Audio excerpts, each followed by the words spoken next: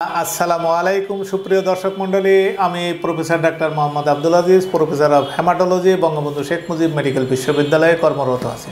সাথে সাথে আমার বৈকালিক একটা সেন্টার আছে, যে সেন্টারের নাম hematology centre by professor Abdul Aziz, যেটা হাতিরপুলে অবস্থিত। এবং আরও আরেকটি সেন্টার আছে, যেটা হচ্ছে আমাদের হুমায়ুন রোড বা জাতীয় হৃদরোগ হাসপাতালের জাস্ট অপোজিটে, সেগুলো একই নামে পরিচালিত হয়ে থাকে।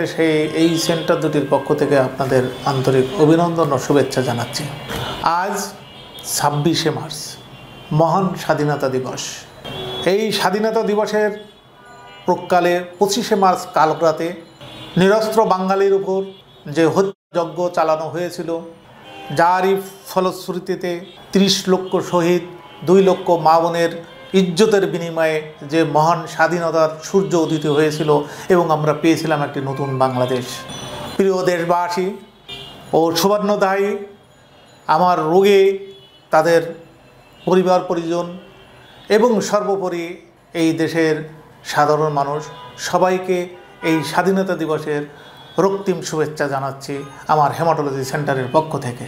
সেই সাথে সাথে আর একটি কথা না বললেই নয়, যে মহান স্বাধীনতা দিবসের যে 30 লক্ষ শহীদ, তাদেরকে আমি আমার অন্তরের অন্তঃস্থল থেকে গভীর শ্রদ্ধা নিবেদন করছি।